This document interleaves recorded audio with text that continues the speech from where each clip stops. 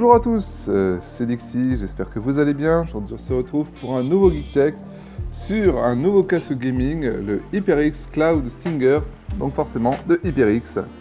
Aujourd'hui on va procéder à l'unboxing de cette boîte et faire le test tout simplement en vidéo, plutôt en gameplay donc, de ce casque. A savoir, pour petite anecdote, que ce casque en fait je ne l'ai pas choisi tout de suite.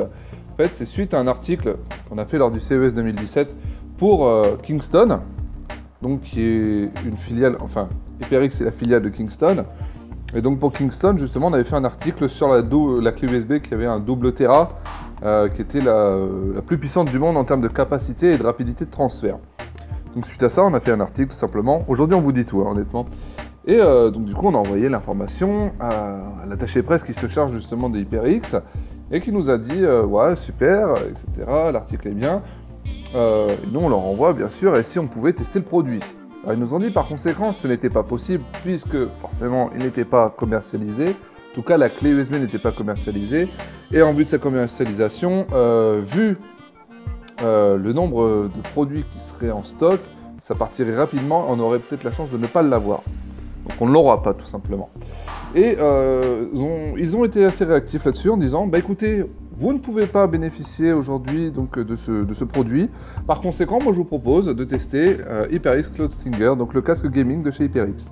Alors forcément, vous avez vu les vidéos précédentes et vous avez vu qu'on est assez quali au niveau voilà, des tests sur les casques gaming. Ça en fait deux là en ce moment, avec le casque de Konix et de The G-Lab.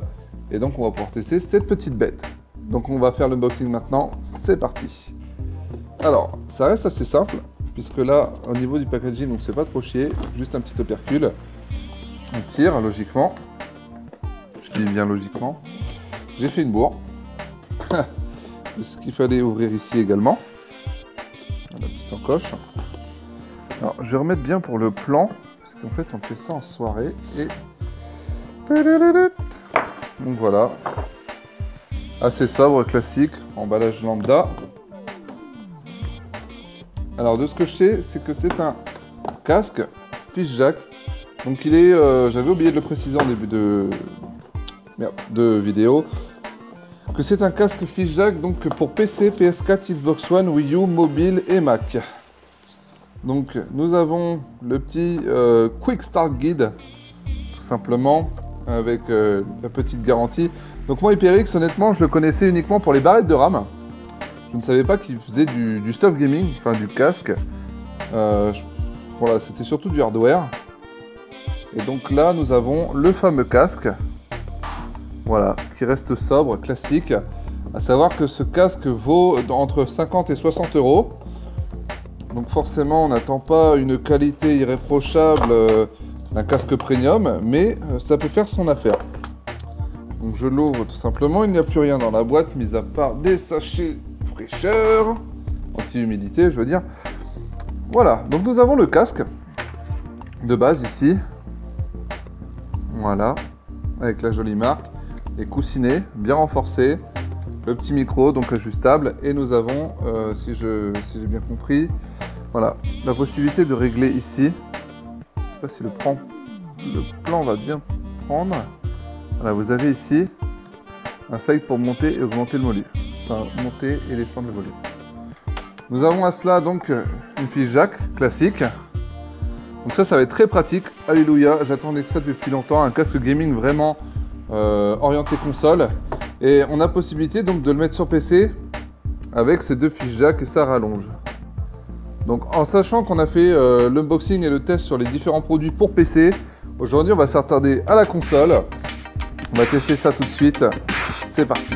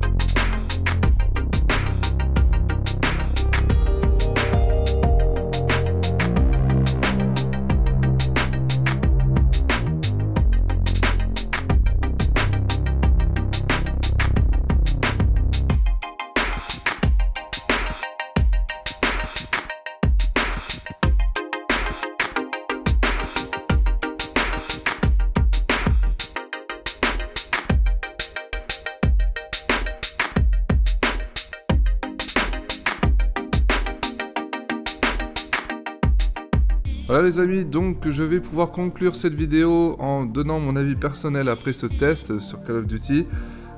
Sachez que je lui mettrai un 3 sur 5. Tout simplement, il se place comme une solution d'écoute et de communication intéressante. À ce prix-là, voilà, 60 €, faut pas demander non plus beaucoup de choses. Je trouve que le qualité-prix est bien respecté. Voilà, HyperX, moi je connaissais surtout au niveau des périphériques et barrettes de RAM, mais je voyais pas forcément ça comme du casque gaming. En tout cas, ils ont réussi à faire leurs preuves. Le rendu sonore est assez bon. C'est assez sensible au niveau du micro, donc on arrive bien à décrocher la voix.